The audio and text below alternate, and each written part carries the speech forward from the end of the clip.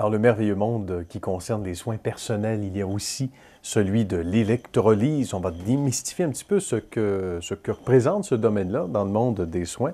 Également, des soins personnels. Madame Monise Archambault est notre invitée.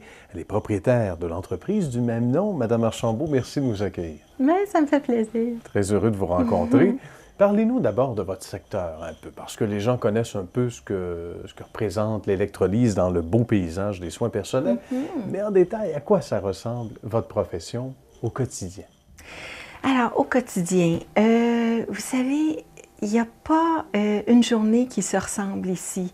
L'électrolyse ou l'épilation à l'électricité, c'est une technique qui est très, on peut dire, répétitive. La technique comme telle est répétitive.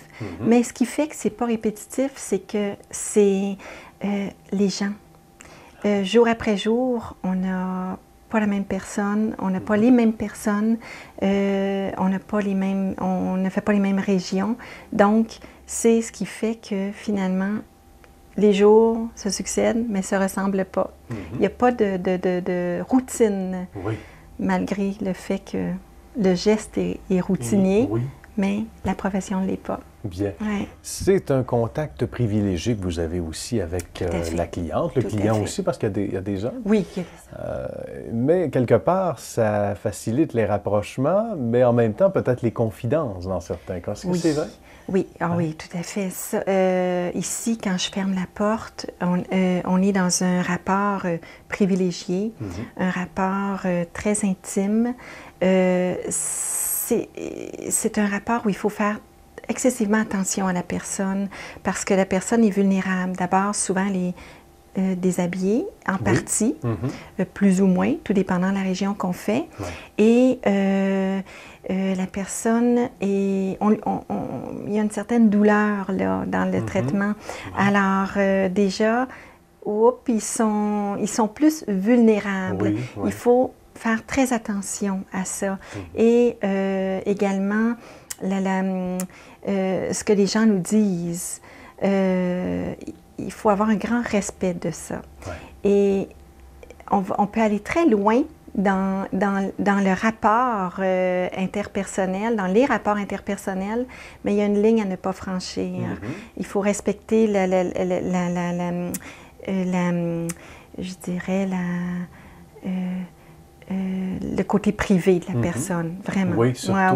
Vous êtes dans un métier qui, quelque part, se trouve sur la même lignée, le même dénominateur commun à ce chapitre que les psychologues, par exemple, les médecins au sens large également. Donc, c'est le rapport où la confidentialité est importante. Tout à fait, oui, parce que vous comprenez qu'on pourrait faire beaucoup de dégâts, parce que les gens se connaissent souvent ou vont se connaître, donc il faut faire attention. Mais en même temps, je vous dirais que c'est un côté de ma profession que j'adore. Oui, parlez-nous-en justement. Qu'est-ce qui vous a amené à cette profession-là? Ce qui m'a amenée, c'est un peu un hasard, en ce sens que j'étais très jeune, j'avais 19 ans, et mon père a vu plus clair que moi. Moi, je ne savais pas trop. Tu sais, j'avançais sans trop savoir où je m'en allais. Puis il m'a dit, écoute, pourquoi tu ne ferais pas d'abord l'esthétique? J'étais d'abord esthéticienne. Alors, il dit, pourquoi tu ne ferais pas ton cours d'esthétique? Je dis, OK, pourquoi pas? Et j'ai adoré. Et 4 ans plus tard, je me suis rendu compte que l'électrolyse, c'était un besoin. Alors là, j'ai été faire mon cours et j'ai adoré. Ce que j'aime surtout, c'est le rapport avec la clientèle.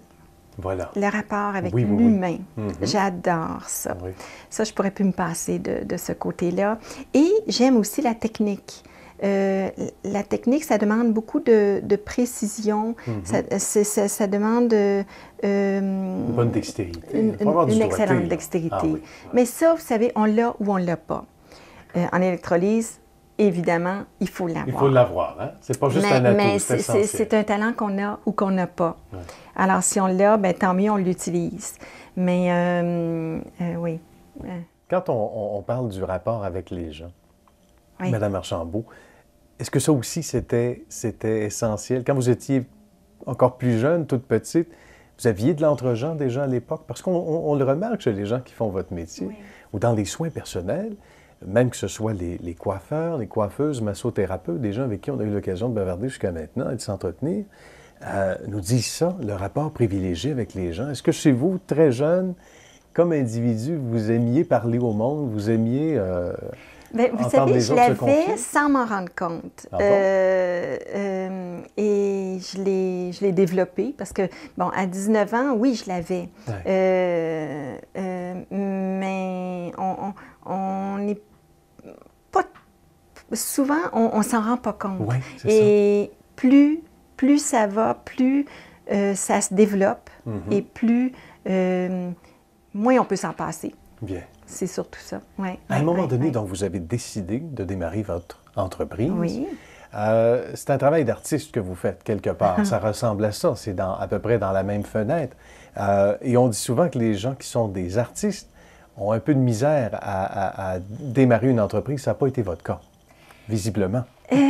Écoutez, je vous dirais que j'ai été bien entourée. Oui. Hein, d'abord, il y avait mon père avec qui je travaillais. Mm-hmm.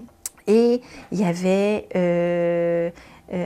près de qui je travaillais, parce que lui avait son domaine, moi mon domaine. Mm-hmm. Mais je pense que quand on est travailleur autonome, c'est important de bien s'entourer. Ouais.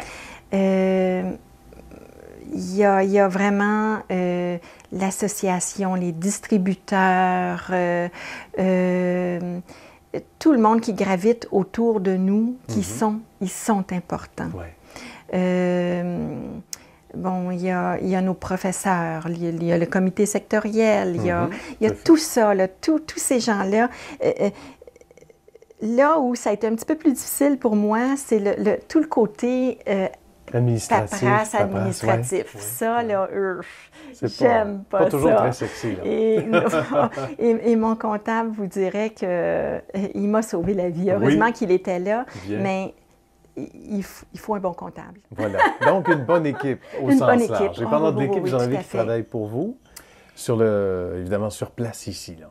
J'ai eu déjà. Maintenant, je suis seule. D'accord. Et ça, voyez-vous, ça a été quelque chose que j'ai découvert. Ah, je ne suis pas patronne. Et autant on peut faire une belle carrière en restant seul, autant on peut faire une aussi belle carrière en ayant des employés. Oui.